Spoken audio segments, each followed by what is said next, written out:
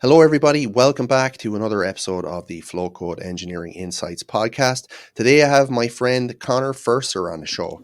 Connor is the king of structural Python, and he's going to talk about a whole variety of things related to structural Python. Connor, welcome aboard. It's a pleasure to be here, James. Long-time listener. A long time. Coincidentally, you live only a few blocks away from me. It's true. It's true. And we have both young kids, and I contacted Connor, I don't know, what was it, last year sometime? Yeah. We went out for lunch. Yeah, we went out for lunch last year and kind of figured out that we both had similar interests in the same field, although we both work on very different types of projects. So I guess for anybody out there that's not familiar with your background and what you've done to date, can you give them a high level overview of the Connor Ferster campaign? The campaign. My name's Connor Ferster. I went back to school later in life to study. Wait. Sorry. I always forget this. The first question is, what is your life philosophy I can't believe I always forget this. What is your life philosophy in a nutshell? I think the reason you always forget it is because it's such a heavy later conversation question. Yeah. And, I knew you were going to ask this, so I spent a bit of time thinking about it. And here's what I'm going to say is that I'll give you a quote. And when I first heard this quote, it must have been like 14 years ago or so. When I first heard this quote, it didn't really resonate with me, but then I've been thinking about it more and more and more. And then I realized that it's always resonated with me. And it's a line from the American poet, Allen Ginsberg. And he goes, well, while I'm here, I'll do the work. And what is the work? To ease the pain of living. Everything else, drunken dumb show. And so what I mean by that is how it connects with me is that I realized that ever since I was a kid, like all the things that I imagined doing sort of in the world and for the world is sort of helping people enjoy doing what they're doing more, enjoy the living, enjoy being here, enjoy experiencing things. And so that's also ultimately why I got into structural engineering as well. Combine that with my own sort of interest in the structure stuff, right? But ultimately I wanted to do it to help people and to sort of do the things that they couldn't do and be the expert and be the person that they could go to for technical help when they're in a jam. And so when it comes to the stuff that I do now with structural Python, having been in structural engineering practice now for 5 years, is that I realized that, the structural engineering gig is a freaking tough gig. We can talk about that if we want, but there's a lot of pain points here, right? For a lot of engineers, and talking about, how we work, the billing, the clients, time pressure, all this sort of stuff. Right. And it seems that there's no real answer for it. Right. And unfortunately, we have a lot of attrition in our industry. There's a lot of engineers that drop out of the industry, especially now. I'm finding that there's a lot of engineers dropping out to join the tech world for various reasons. But the thing that I'm doing with structural Python is I want to make the lives of engineers just better. I want the experience of engineering to be what I imagined it to be, which is you come to work, you do this brilliant creative stuff, and you're hyper productive. You use your computer to throw off a whole bunch of automations, and you can check things, and you have a total view of everything that's happening. You give intelligent answers to your clients and suggestions. And then you go home at the end of the day knowing you did a good job and not worrying about stuff. And so that's the dream, but I don't think very many people experience that. It sounds, what you've described is kind of like the 80s movie montage of perfect structural engineering. That's how I grew up, I guess. So, that's how I like to try and convince myself is how things are. But like so often it's like just a mundane problem that I'm getting so frustrated about. Okay, well, look, that is a very cool quote, and a pretty inspiring aspirations too. So now that you've shared that, let's get back to the Connor Ferster story. Thanks for Yeah, that. you bet, man. So I went back to engineering school later in life. I won't get too much into it, but I was a headhunter. I became a headhunter, a recruiter for engineers, actually, not structural engineers at the time. Just it was electrical engineers. And after doing that for 3 years, thinking that was sort of where I was meant to be, I just sort of realized that that wasn't. And I wanted to be the person receiving the phone call from the recruiter and the headhunter instead of being the person calling them. And so I was giving advice to young people at the time that to go to technical college and to join the engineering technology program. So I decided to take my own advice, and I went back to SAIT, which is Southern Alberta Institute of Technology, and I enrolled in the civil engineering technology program. And in my first month there, I was like, yes, felt like everything in my life sort of was leading me up to this point, and everything just clicked. I found that there was an opportunity to continue my education going to university. And so I was able to get into a transfer program. I completed my engineering degree in 2019 at University of British Columbia. And I've been working until very recently there at RJC Engineers in Canada, a very large, relatively old structural engineering firm, and had a really positive experience there. And then I just left RJC Engineers 1 week ago, not even a week ago, to start working on my company, Structural Python, full-time, which had been operating since the beginning of 2023 with full knowledge of my employer. Very cool. Very cool. And so currently Structural Python as it stands, what is it and who's it for? Structural Python is a training company for teaching structural engineers how to program in Python so that they can develop their own tools in a way that allows them to actually get faster. So we have this sort of engineering toolkit that we develop through our careers, right? And I don't know about you, James, but I was never sort of told to do it or taught how to do it. You just kind of start cobbling stuff together as you complete jobs, thinking like, oh, I might need that in the future. But then you end up after so many years with a bunch of the stuff, whether it's binders on your desk, spreadsheets, details you've drawn, calculations you've done in the past, books you've bought, articles you've read, you've circled notes in, copies of the building code where you've got notes, highlighted there. None of that stuff talks together, right? And so we have this engineering toolkit with a bunch of stuff that we have to sort of manually sort of sift through and copy, paste, change, modify for jobs. And the whole process of keeping track of all that is like a huge workload in itself. And so Structural Python started off with the course that I created called Python for Structural Engineers. That was in 2022. And at that time, I had proposed to the Structural Engineering Association of British Columbia to develop a new course for structural engineers. Just as a side note here, if people listening are unfamiliar with the Structural Engineering Association of British Columbia, SEABC, no matter where you're from in the world, I highly recommend you check that out. The SEABC has a certificate program, a course program designed for structural engineers who are practicing. And the courses they offer are to fill in the gaps and to teach you professional skills that you don't get in school and that sometimes you don't get on the job. And so the courses that they offer it's a huge catalog, and there's semesters. I think there's 3 semesters a year, and they change the courses every semester, and it's some of the best stuff. There's engineers from all over the world that take it. It's not necessarily code specific to Canada, and even when it is, it doesn't. Every building code is all coming from first principles, so it's not like it's going to be vastly different for you.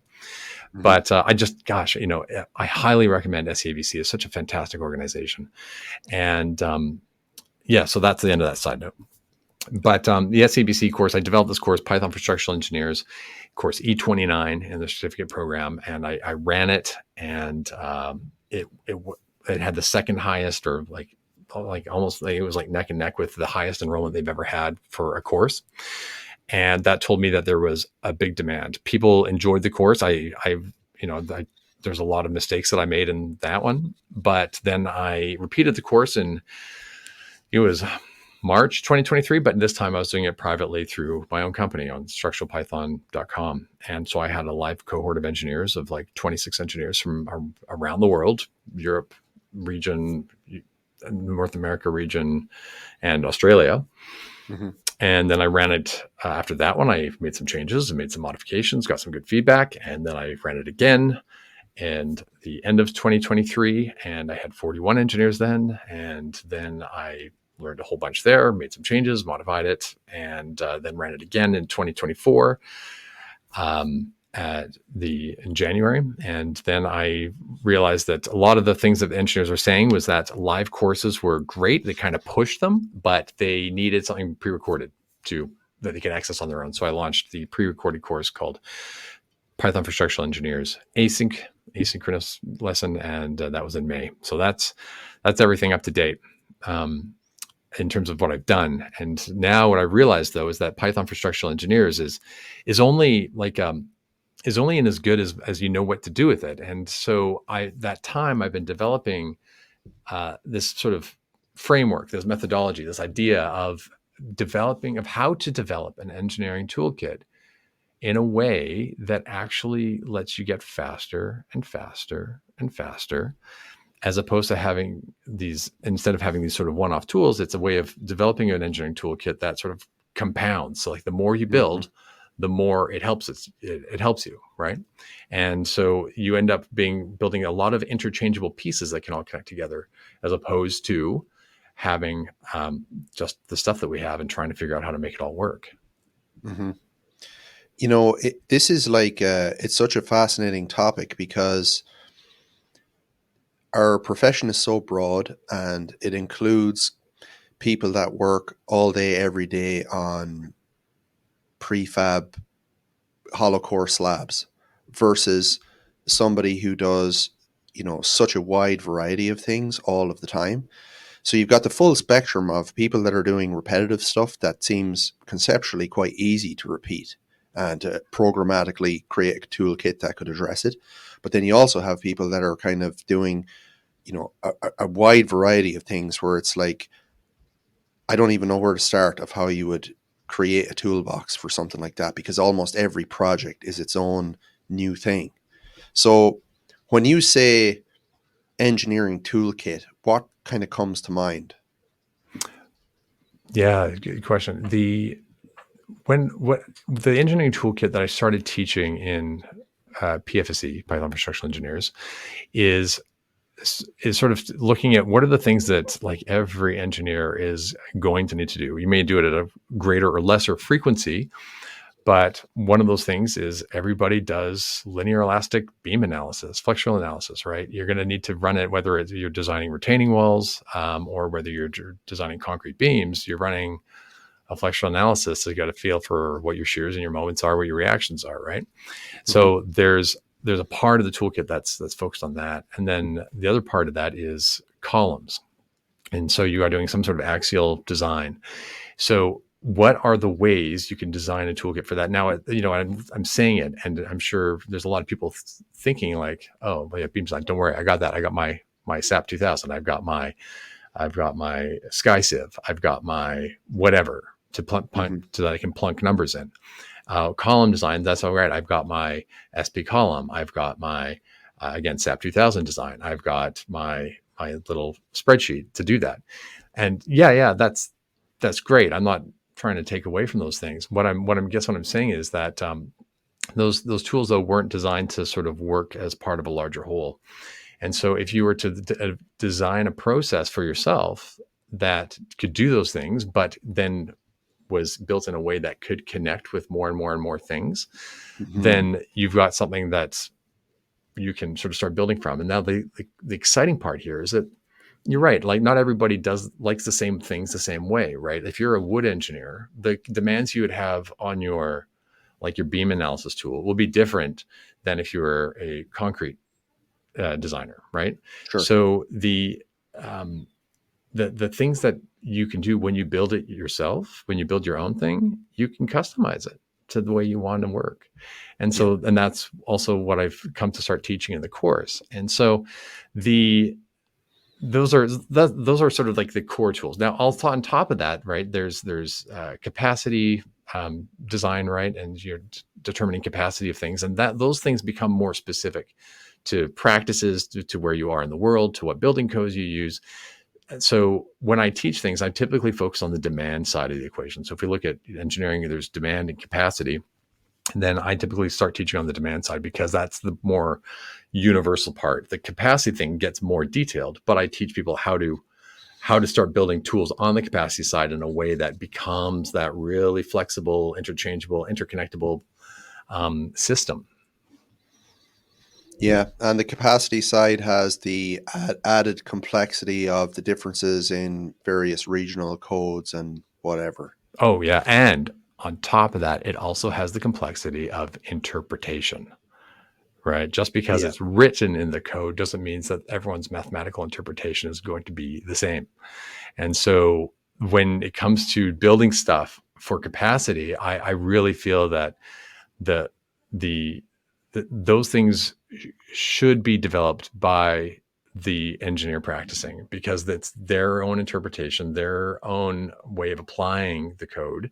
Now, there's a lot of things that, you might be thinking like, yeah, but a steel beam moment resistance is the steel beam moment resistance, not a whole lot of interpretation there. And I agree with you, right? But there's things that once we get more and more and more down the chain, things become less clear. There's some things that are very clear and very straightforward, but then there's also things that are sort of less clear. And I think that becomes clear when you look at commercial software, right? And so any commercial software that does maybe say concrete beam design, I know there's a couple ones come to the top of mind, but I'm not going to talk about them specifically. I don't want to call anything out, but you're not the first person that has refused to call out any specific software on this podcast, and I feel like it's big software are silencing Flocode podcast. And I wonder about that, right? And I mean, I guess part of that is that the longevity, right? So if I called out,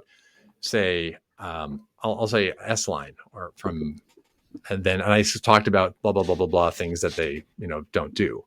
Then they change the software and then they come back, hey, I did it. Well, at the time you didn't, it becomes all this sort of stuff, right? So, there are commercial software, there are deficiencies and they have to do with code interpretation, what they do when they don't check, right? And unless you go through a rigorous process of checking their commercial tools, which every engineer should be doing, then you don't know what those are and you have bad assumptions. And so whether it comes to building your own toolkit or, building open source tools or distributing tools, then those interpretations, what you have to do and what you don't have to do, when you have to do it, when you don't have to do it, those are things that I think become a lot hairier. And so I really feel that for people to build tools for that and put them out into the open source community, I think is a really hairy proposition. I say, find ways of developing it for yourself and then build those capacity design tools that work for you in the way that you work. Yeah, I couldn't agree more. And there's a lot of stuff that I have built that, I'd love to share it, but first of all, some of it's commercially sensitive. And then the other aspect is like, man, I don't know if I want to release, this tool, which works great for me in this very specific use case, but I haven't had the time or the luxury to test it in a whole variety of different types of scenarios. And I don't want somebody in New Zealand screwing themselves over because they applied this function in a way that it was never intended.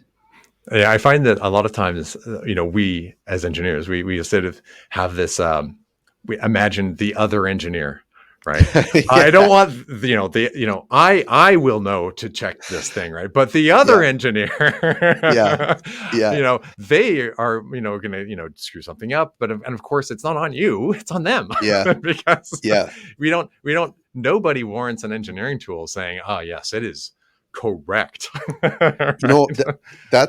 That touches on a very interesting tangent, and that is the prevalence of AI now in everybody using AI tools to develop code and clean up their code.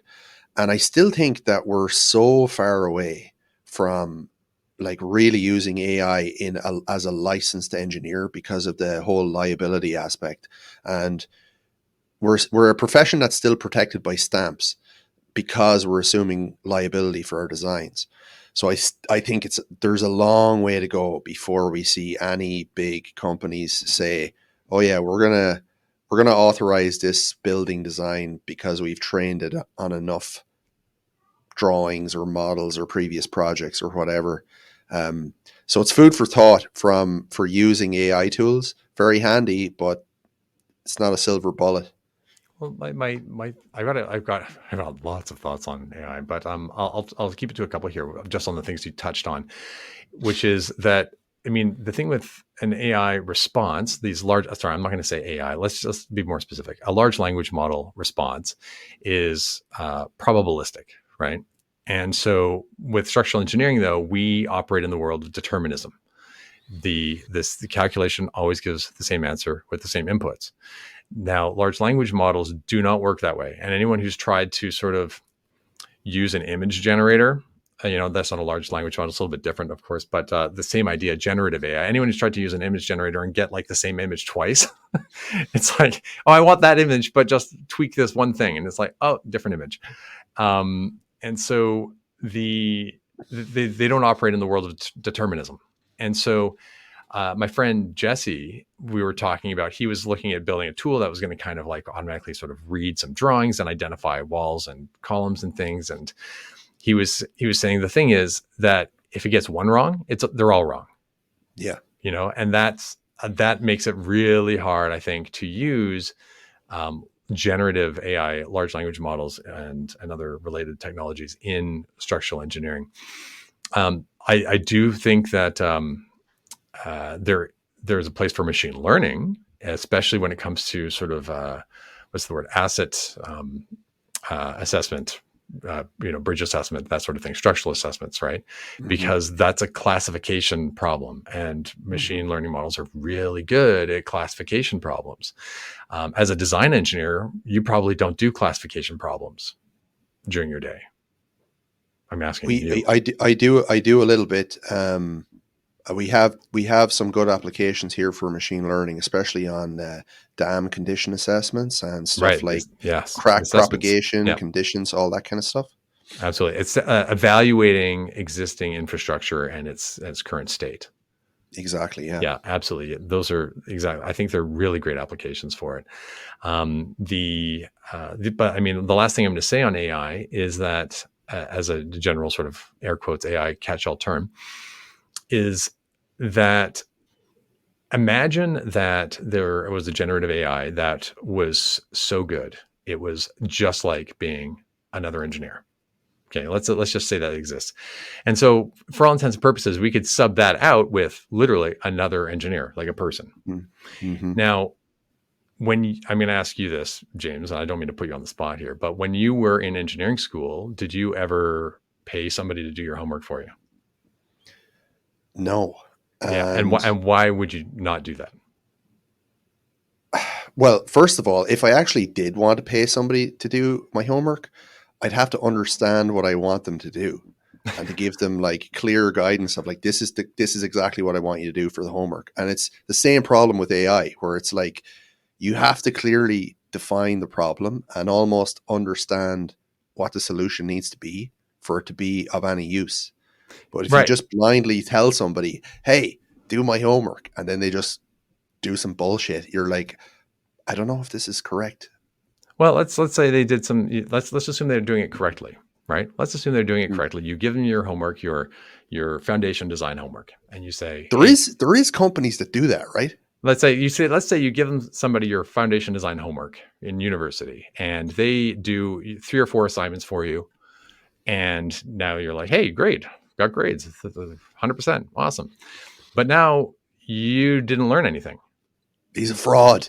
Well, you don't know any. The purpose of homework is so you practice doing the things that you're learning about, right? And it's when you actually do it yourself, you go through the struggle. That's when you learn, Absolutely. right? And so to just as we were talked about the other engineer, right? Like we don't give our outsource our work as engineers to just anybody, even when they are licensed engineers, we still don't trust it, right? It's You true. check it, you validate it, and you go through that process, and that's what it should be done. And so the idea, and then when you send that work out, you no longer gain that, like as a firm, let's say you send out all your steel design work, your detailing work, you don't get that competency in your firm anymore. You're outsourcing it.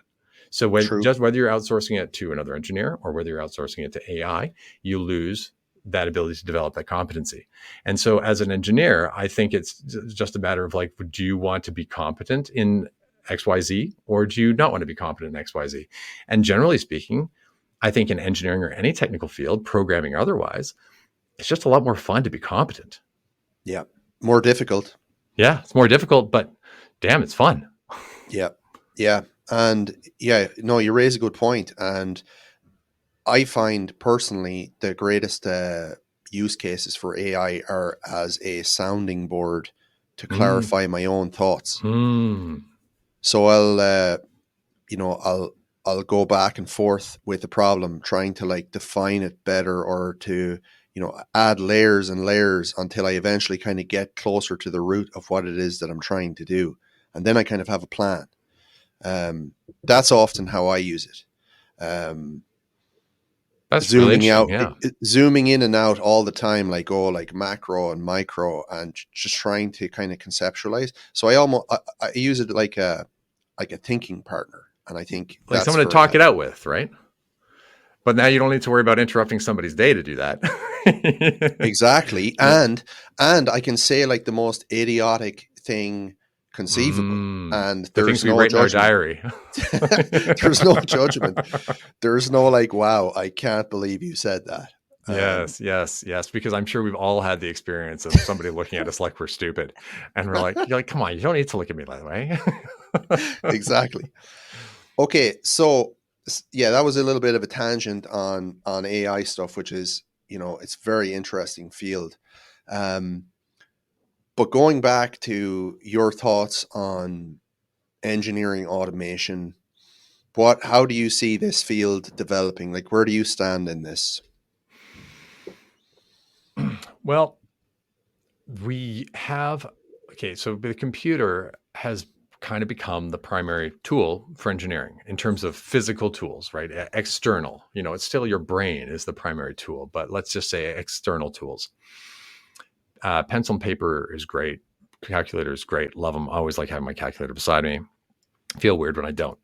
And so when you're doing engineering work in a medium of pen and paper and calculator, you are going to be limited by the characteristics of that medium. So when you make a mistake, you've got to scratch it out or you start again, or you cross it out and you write it over and you get a little, you know, make it a little bit messy. You can't sort of transfer information from one page to another page without sort of writing it out or writing a reference, say, see page, blah, blah, blah. It takes time to write, and you are going to be doing everything manually. Now, of course, as you gain experience in engineering, you tend to need, you know, what to write, you know, what you don't need to write. And so you get faster in the pen and paper medium, but that's that engineering experience that will improve your speed no matter what medium, right? So the pencil and paper medium is still limiting your speed. Now, if you go into the computer and you've built this engineering toolkit, let's just say it's entirely spreadsheets. And each spreadsheet does its own thing. You got a footing calculation spreadsheet, you got a beam calculation spreadsheet, you got a steel column calculation spreadsheet. As you start working, you're now at the speed of those mediums. And the characteristics of spreadsheets, some of them are that they don't easily talk to each other. You can sort of link spreadsheets, but it's kind of like you kind of set it up and it's kind of like in stone, like it's It's a rock solid thing. It's a house of cards. It's a house of cards. That's because you break one reference and then you ruin the formulas. Like it'll actually delete the formulas, right? And go #ref. And you're like, doomed. Damn it. You're doomed. Yeah. It's a nightmare. Yeah, exactly. Anyone who's ventured down there and built anything of any significant complexity knows the pain of doing that, and also the limits of doing that. It will be a more complicated version of solving one problem, right? And so the things that limit your speed with the spreadsheets are the time it takes to copy and paste the spreadsheet, the time it takes to manually enter the data in the spreadsheet, and then transferring information from one spreadsheet to another, or from one spreadsheet to another program, and the program back to the spreadsheet. A lot of manual data manipulation. You are limited by the speed of that medium. And so when it comes to, so I'm going to sort of just zoom out a sec here, is that one of the things I've been thinking of lately is that the engineering happens, like the actual engineering work happens between the calculations. And I'm riffing off of a quote that I heard years ago, where it was like the music happens between the notes. And so I think very much it's that way with engineering. The engineering happens between the calculations, happens between the analyses. It's the judgment, it's the thinking, it's is this correct? Is this what I should be doing? All that sort of stuff. But then in addition to that, between the calculations is the moving the data part. And so when you're manually moving the data, no matter whether it's on paper and pencil, whether it's on spreadsheets, that is where, if that's the thing that's not automated, then that's where you're going to be spending your time. And so the process of spreadsheets now it feels less like engineering. It feels more like you're a data entry monkey, Yes. And it feels like you're a click and drag stooge. And you look up after 4 hours and you're like, what did I accomplish? I just jockeyed a bunch of spreadsheets for 4 hours. And you don't feel great. You don't feel like that's what engineering is supposed to feel like. It does feel like engineering at the beginning of this process, when you're trying to figure out, okay, like how do all these things link together, and you kind of imagineer the architecture involved of like, okay, I'm gonna link this guy here, and then that's gonna do a lookup here. It's gonna pull the results from SAP or whatever. But you're right. Once you kind of get past that initial setup, then comes, the execution, the drudgery of like, oh my God, like, why isn't this? You're looking at those little precedence arrows to figure out where is this coming from. It's from a different worksheet. It's in a different file. You're absolutely right. It's, I have spent so much time spinning my wheels in the past on that exact issue, where it's like, I've got a good tool here, but I've just got every small tweak results in just drudgery and pain. Yeah. And anyway, sorry, just a side thought. Carry on. No. I was gonna say, I call it pushing the wheelbarrow, right? Where you're like, okay, here's what I got to do today. Trudge. And it's just not exactly. It feels like engineering at the beginning when you are setting up the process. That's when your mind is engaged. You're thinking about it, right? But once you've got it set up and you've thought about it and you checked it and you've validated it, then you're like, okay, now I need to do it. Oh, yeah. Okay, I got 2 days ahead of me of doing this. Yeah, and it's the changes. It's the small. Yes. Well, what if we move this? Oh no, don't move that, because once you move that, you have to do it all over again. That's right. Right. And it's always going to change. Right. I think engineers, we have this fantasy that it's like, yes, the job comes in across my desk. I do the job. I send it out. I'm like, damn, billable. Awesome. I made money. Great. It's never happened. Exactly. And then the changes are coming. God. And you act like it's a surprise every time. Yeah. Oh man. Anyway, so what I'm getting at is, all right, so if we take this idea is that, one, the engineering kind of like happens between the calcs, and the work actually happens between the calcs, right? The moving the data around as well, right? So the thing that I've been sort of building on is this idea of, and it's very in line with what would probably be called what's called functional programming in the computer science world, is the idea of building these small reusable functions, these small reusable tools. And if we use an analogy here of building blocks, right, like a Lego block, but I'm not going to say Lego because that's trademark. So let's call it a Linko block because they link together. Yeah, interlocking plastic blocks of Exactly. proprietary. So if you've got a bunch of these small ones, right, you can make kind of any shape out of these small little blocks, right? You can just reuse and you take them apart and you could pull them back to put them back together in a different shape. And so, but if you have a bunch of blocks that are these large irregular shapes that have connection points only on certain sides, those are harder to work with because they only kind of fit in certain places. And so by analogy, I describe these like little functions that we build as the way of building these little Lego blocks, and we can sort of pull them apart, put them back together in different ways. And we don't need to reinvent the wheel every time. We've done it. We've already written it once, so we don't need to write it again. But conversely, when you build these large spreadsheets, you're building these large like blocks that do like this one thing, and they work great as long as they fit into a process that's designed to fit for that. But if the process needs to adapt or change, then manipulating and changing that big block, you will call it, there's a lot of pain there. It takes a lot of time, and then you've got two copies of it that you need to maintain both of them, and you're copying and pasting everything. And then, by extension, I'm not meaning to pick on spreadsheets here because it's the exact same with if you learn Python through Python, like just like you do a quick online course, you will start off doing Python scripting, which is writing large, like I would call them one pagers of Python code that does a whole bunch of stuff. And then it's very much the same. If you execute Python code like in these sort of like single page documents, and they do all these things, it'll get this data over here, it'll pull it in, it'll process, it'll do a filter on it, and then it will transform it in some way, and then it will save it to a file, but then it will also manipulate this other data and also save it to a secondary file. And then you're like, oh, okay, I need to do that transformation part, but I don't want to do all this other stuff. Crap. It's all in this big honking one pager file that does all, it has a lot of side effects, would be a good way of putting it. And so oftentimes when Python is taught, and when especially to beginners who have limited programming experience, the teacher sort of takes this approach of like, well, I'll just show them the Python syntax and how to solve some simple problems, how to make some cool plots, how to make these fun tables. Then fun tables, yeah. Tables. Whoa, these are they tables fun? are a blast. Yeah, exactly. We make these tables, but then not showing them how to approach it as though they're going to have to do this every day. And I think that one of the big differences between data scientists and structural engineers is that data scientists tend to be working on unique problems all the time. The problems are going to be different from, depending on the application, depending on who they're working for.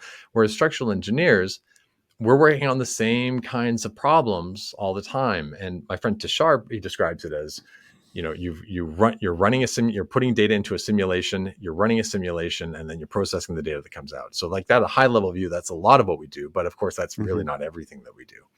And so, but it tends to be a part of it. And so, but and the other difference between structural engineers and data scientists is that we are generating our own data, right? We're running those simulations. The data that we have going in is in a certain format that we know, the data coming out in a certain format that we know. Then we need to sort of parse it and work with it and manipulate it, transform it, and aggregate it into some useful information for making a design decision. And so the nice thing about engineering is that you get to be data scientist and decision maker all in one, right? We get to make the decision. And that's what differentiates, I think, engineers from a lot of other technical fields, is that we have the authority to make decisions. Yeah. The privilege and the responsibility. One on a side note, one thing that I really like, and I often work in Jupyter notebooks in a sort of a exploratory manner. Where, same. I do too. You're kind of building up your functions, and you have the luxury of tweaking all of your inputs, and you're seeing like, okay, well, what if I move this over here? What if I increase the depth like by this? And you can really get a great feel for be it results or structural behavior or insights into data by doing that. So I think you're right. I think we're in a kind of a unique position where we're kind of halfway in between data science and engineering. Like, at least that's for me in my role. Yeah, one of the things we've talked about, James, is, and you touched on it earlier, right? Which is the idea that we've got in the structural engineering world, we've got people who are cranking out hollow core slab buildings. And I got to say, I saw my first hollow core building in Winnipeg a few weeks ago. I was like, oh my God, I've seen hollow core like out in the yards for the precast yards. And I know that people use it, but I've never actually seen it used in a building before. And so I saw it. I was like, oh my God, that's a hollow core building. So Yeah. I was really excited about that. But yeah, there's people designing hollow core, there, components, let's call it. And then there's people that do highly varied things. And from our conversations, I know you are one of these people that does a lot of highly variable things in your day. And so I'm kind of curious to know from you is how, because I know you know Python, you've been using it for a long time. You're also in my course, PFSC Async, and I've been wanting to hear from you. Like, how are you using it right now, and what's been working for you and what's not working for you in terms of how you use Python? I use it in so many different ways. It kind of depends on the types of projects that I'm working on. So most recently, we carried out a due diligence for a large gas pipeline project in, I can say it's within the Arctic Circle. And that involved a bunch of sort of technical pipeline engineering checks, but also financial analysis and sort of risk analysis of the project.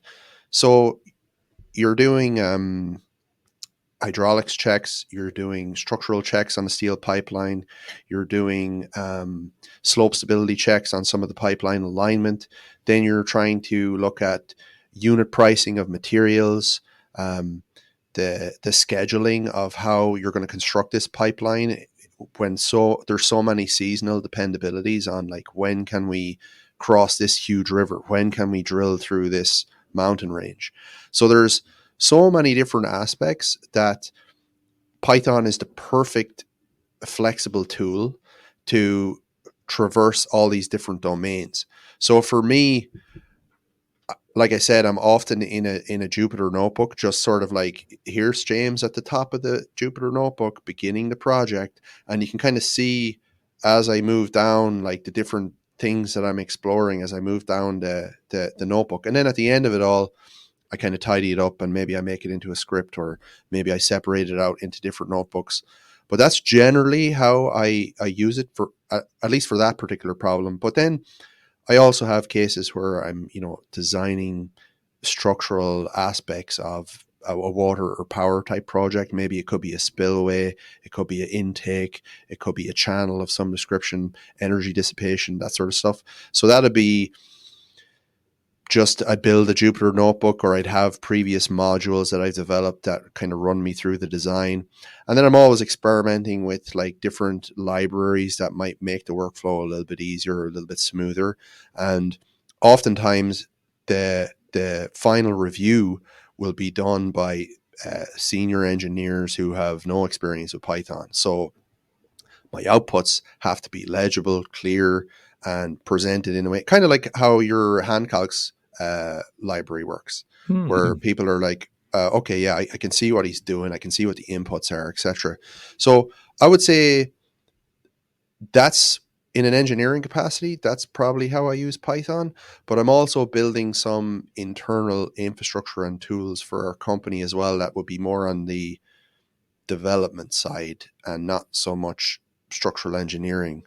But they kind of both work together because the tools are for engineers, and it just means that I'm kind of on the back end doing stuff with our infrastructure.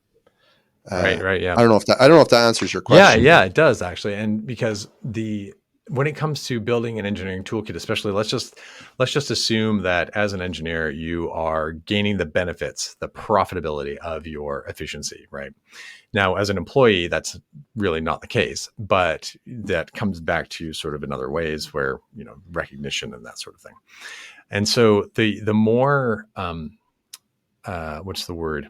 Consistent, task-wise or project style or project type you have, then building an engineering toolkit is going to yield higher profits, right? Yeah. And Yeah. then the more varied your work is, then the less so, right? It becomes harder to do that, because in order to kind of cover off all of those areas of practice, then you have to just build a lot more stuff. And so Sure.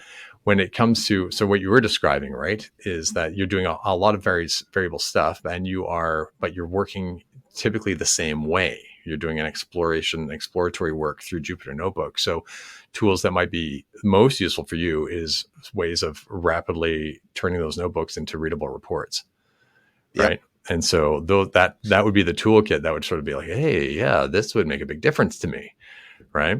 And so, whereas for hollow core engineer, they're going to be looking at doing the actual streamlining that whole design process, right? Taking inputs, Yep.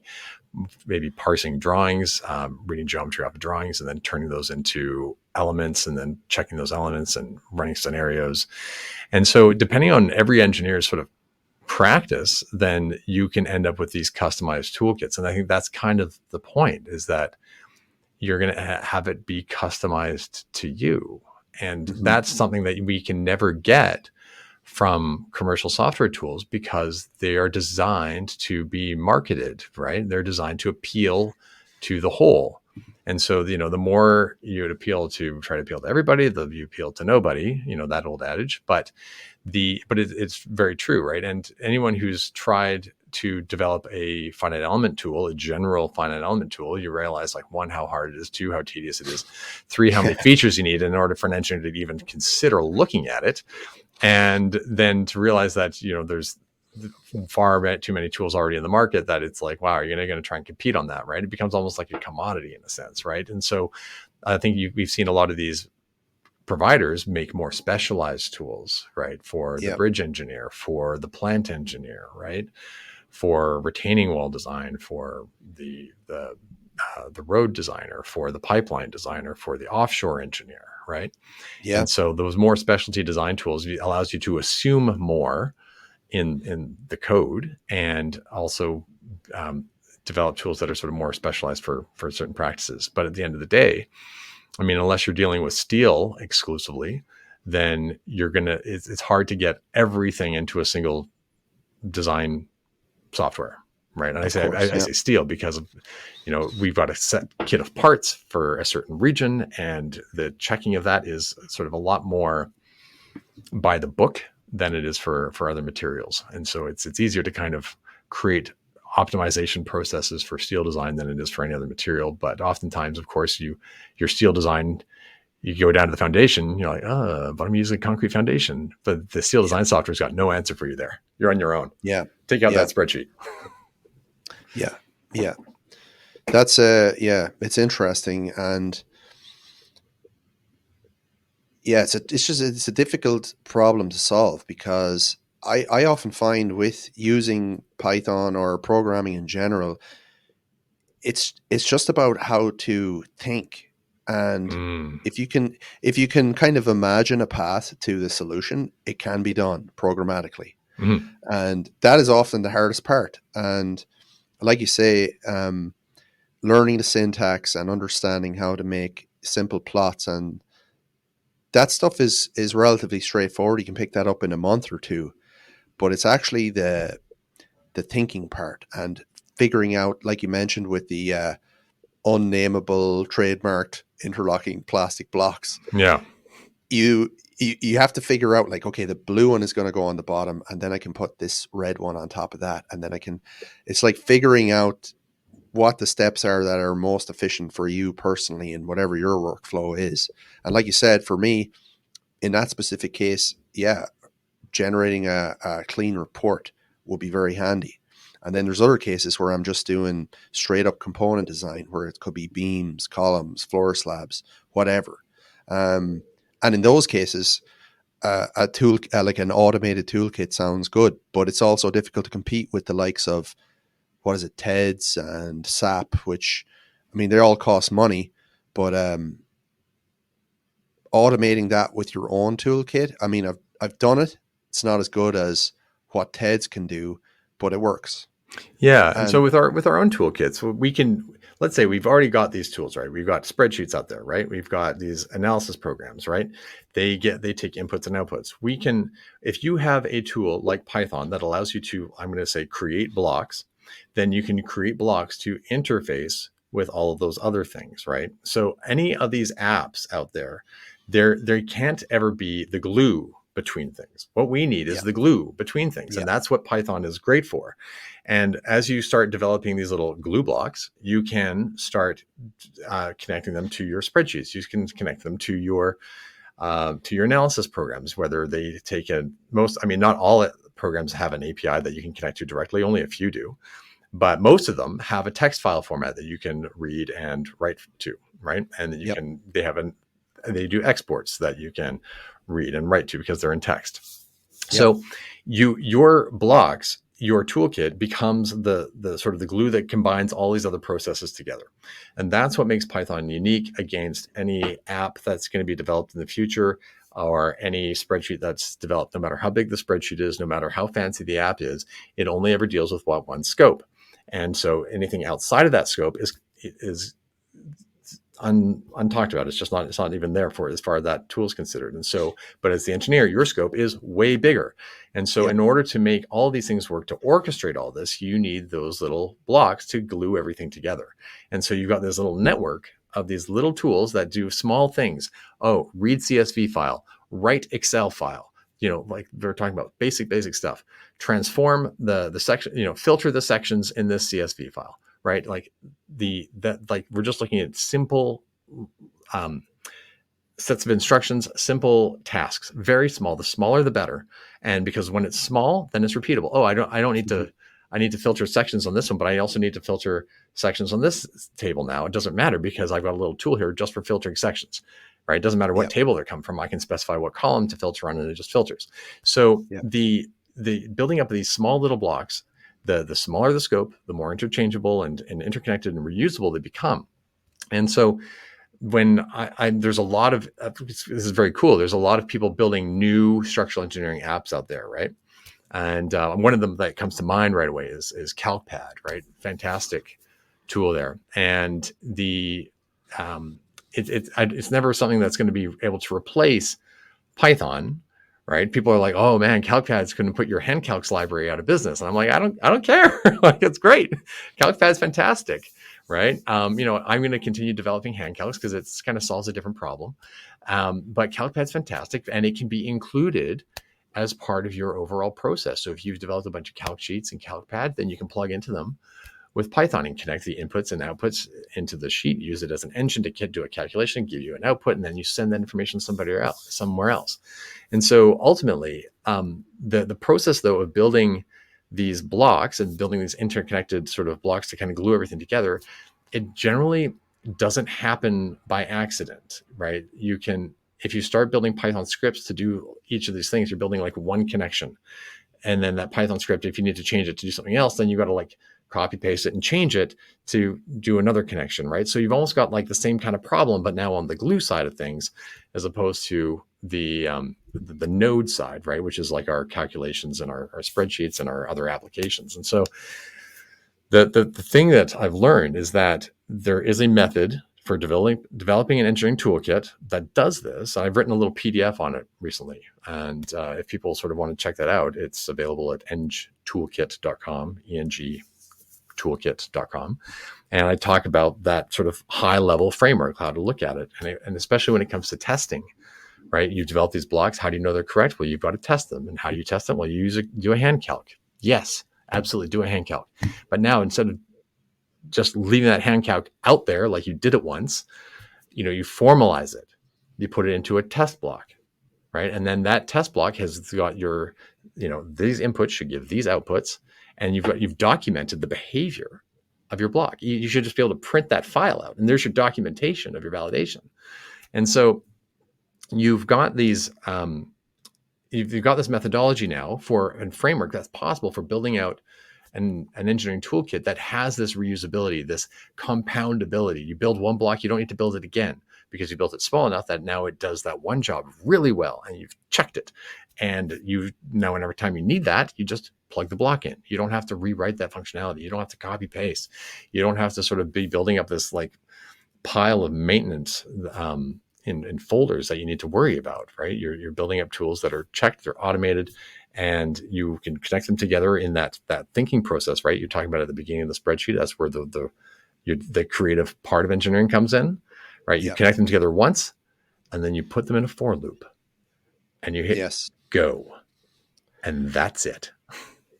You've the challenge with this is you're talking about this broadly because you have to, because you're explaining the concept, but every engineer out there has their own specific workflow, their own specific problem that they're trying to fix. And I spoke internally here with one of the girls that I work with who was trying to kind of do something similar with, I think it was like gauge monitoring stations for water levels that were on drawings. She was trying to pull them off the drawings, then use them for some other process. And I worked through that with her, and it was it was exactly as you described, where you have to understand you're starting at point A, and you have to understand every single small step and crossroads along this journey of where you're going to get to point B. Yes. And you can talk about it broadly, but if you want to execute what you have just described, which is like to automate a part of your workflow, you really need to understand the entire pipeline of like what is the infrastructure of A to B, like every small tedious step. And the more robust of a definition that you can apply to that A to B journey, the better your solution is going to be. And what happens is you have like maybe a manager, an unnamed manager that just says, "Hey, Connor, let's get this from A to B. We've got like 1 week," and then you then have to figure it out. And I think that's the heavy lifting. It is the heavy lifting. Is figuring out like every single tedious little step here. You can't miss anything or it's not going to work. That's right. And if one of them's wrong, then they're all wrong. Yeah, absolutely. And I think that's one of the first point on the PDF document I wrote is that you got to know your scope. You have to know it intimately. If you wanted to create an automation, you've got to be able to list out all the steps on paper. Right. Yeah. And this is great. And I think it was on, you interviewed Craig Brink who developed Pynite, right? And on the interview that we did on the structural engineering podcast a little while ago, he was talking about when you program, you have to. It's like you're teaching the dumbest possible student how to do something, right? It's like your computer doesn't know anything, so you got to tell it everything, right? Yeah. And that process of explaining it, you get to become very clear on what it is that you're doing. And I've had that exact experience where at RJC, I was involved with developing a tool for designing concrete buildings. And in that process, I hit on several spots where I was like, hey, what do, coming back to code interpretation as well. I was like, what do people do in this scenario? I go ask like 4 engineers. They're all like, take the average. Wait, take the max. The max of what? The max of... Yeah. The max, when you're talking about a series of data, the max is like the max per floor or the max of all floors, and then like, yeah. So it becomes very, you find ambiguity in the engineering process, and you have to make a call, whether you're the person to make the call, or if you've got someone senior on the project who's going to make that call for you, but you got to sort of get clarity, right? Yeah. And that process of defining what exactly you're going to do and what exactly the steps are, that's also like really the engineering work. What are you going to do? Yeah, it's tough. And you run into those little roadblocks, and then it's like, take the max. And they're like, okay, well, it looks like all of these columns are absolutely gigantic. The building no longer makes sense. This doesn't make sense. Yeah. That's right. You got to go to the testing and validation, right? And it's so easy also, if I find it as an engineer, especially when you're sort of younger and you're put into the detailed design work, you start getting this myopic, like, okay, well, this number makes sense. That might make sense. That goes here, right? But it's like, well, the big picture is like, well, but does what we're even doing make sense? Yeah. Right. It can be Yeah. hard to sort of step out. Right. And so I think that's also part of the tool, or part of the process rather, for building these tools, is that you always have to be able to have the high level view, and you have to be able to zoom in and break Yes. everything out into little pieces, right? Break all the steps out individual into subtasks, sub problems, right? And as Yeah. engineers, I think we're generally pretty good at that. And then, but when you do it in a computer, then you realize that it's how strict that discipline has to be. As a general comment, before I started using Python more, like I thought I had a good understanding of processes and systems, but it has improved dramatically since I started programming more, because you're forced to think with just a ruthless logic, where it's like, well, it's not going to work unless you can figure it all out from A to B.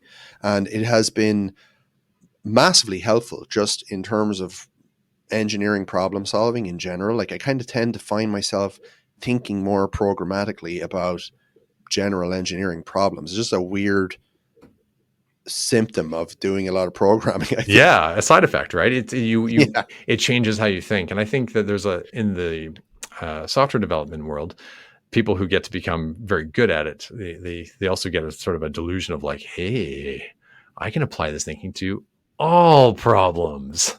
And you're Yeah. like, yeah, except there's also people Yeah. and emotions. And Yes. so, there's Yeah. limits there. But in terms of our work, and well, actually, that's not true. Even in our work, especially I think in your field, because you're working in public infrastructure, right? There's also people and emotions and all sorts of stuff that comes with it beyond the technical solution, right? Sure. And so, Yeah. but that being said, though, in order to get to that technical solution, that breaking the problem down, absolutely, right? And I find that the exact same is that I can think a lot clearer. And the other part of that is when you're writing code, you're writing, right? And so the process of writing even is just a great way to clarify your thinking. And I find Yeah. I do it oftentimes, all the time. yeah, writing, absolutely writing, because you're talking about writing, into prompts into the LLM to have as a sounding board, right? You're writing, and having somebody asking you some questions back that you maybe wouldn't have been thinking of. And so I say someone Yeah. having an LLM send questions back to you that you maybe haven't thought of. Yeah. Yeah. It's true. Okay, Connor, we're running low on time. Let's give the listeners sort of like some parting information as to what your plans are with this engineering automation concept, where they can go for more information, and yeah, let's leave it there. What have you got to Sure. say on your plans? I'm working on a new course. I've been working on Python for Structural Engineers, was built on the SEABC model, which itself is modeled on a graduate level university course. And I have been, after doing PFSE live and then developing PFSE async, I basically have been refining the course in that format. And belatedly, it occurred to me that maybe that university level graduate course is not the best format for practicing engineers. And so I have been working behind the scenes to develop a new format of a course that also really focuses in on this idea of building an engineering toolkit. And the whole idea of this new course is that it will teach you the Python you need to know to automate the part of your job that bothers you the most. And it teaches you sort of the minimum and gets you done fast. And so that is really, I think, speed and time. We don't have much of it. I think that, I'm feeling like, man, I developed a course that took 12, 13 weeks. My God, it's a very comprehensive course and it fills in a lot of information. But I think what I found is that the majority of the people in the course are able, what they need to know is sort of is not that scale. And so what they do need to know is how to sort of develop that first automation and how to develop it intelligently, how to develop it with this framework in Yeah. that way that allows them to do their first automation, get that success. And that same framework allows them to build their second, their third, their fourth, and every one they build becomes easier and easier because they're reusing the same components that they started using from their first.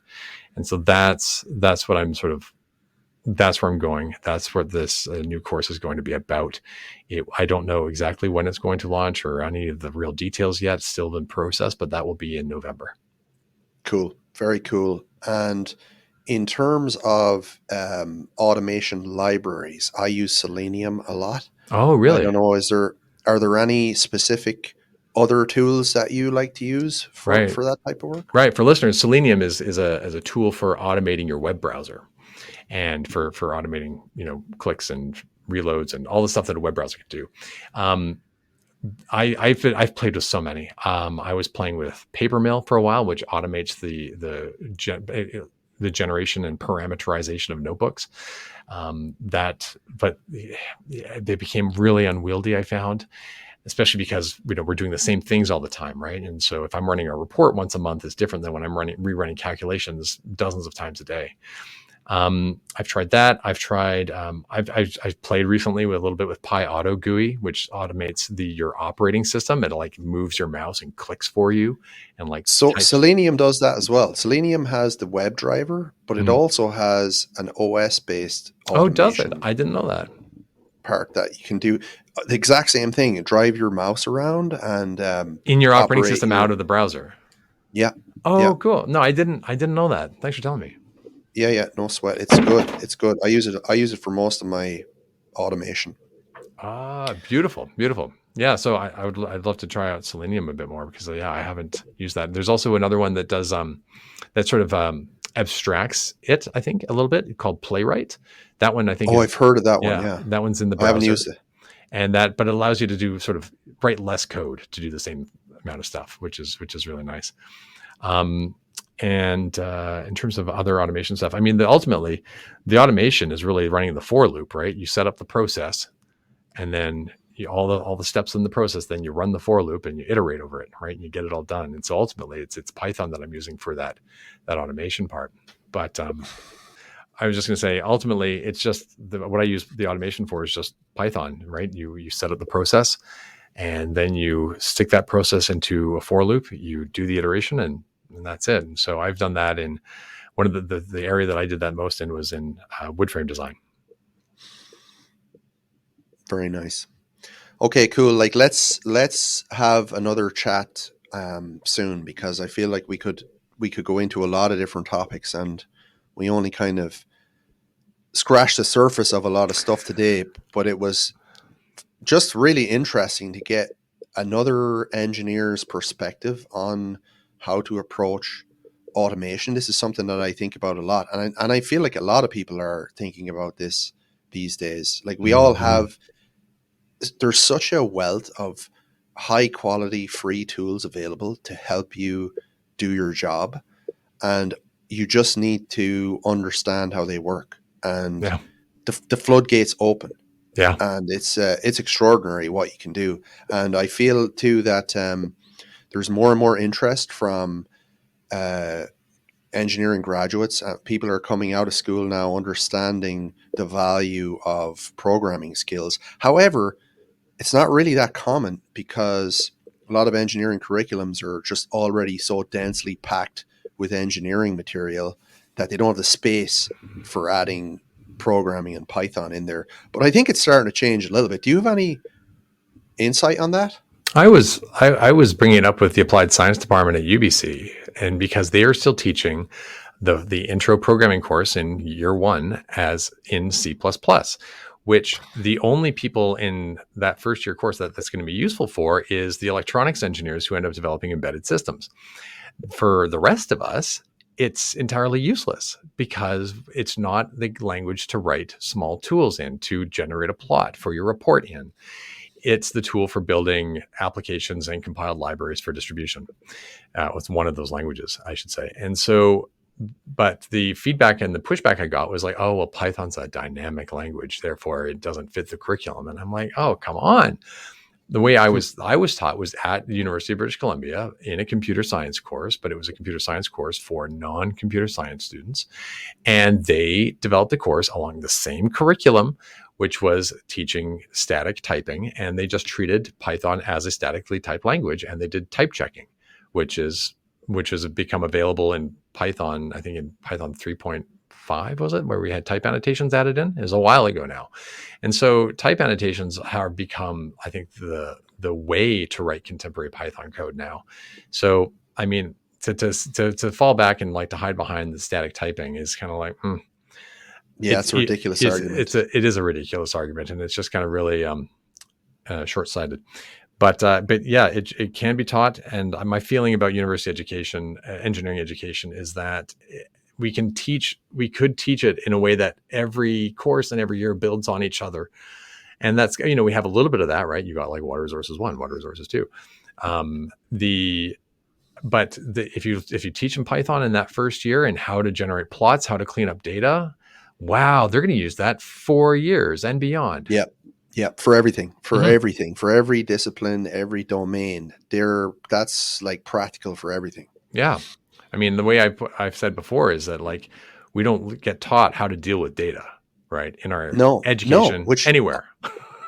I touched on it a little bit, and it's such a huge part of the role, and it's only going to increase, as time goes by, and we're all buried in data. Every professional is buried in data. Mm-hmm. This is a conversation for another day. Connor, thank you very much. Always a pleasure to chat, and let's meet up for a dinner or a drink sometime soon. And let's get all of your information in the show notes. Everybody, whatever you need related to Connor Ferster and his shenanigans will be in the show notes.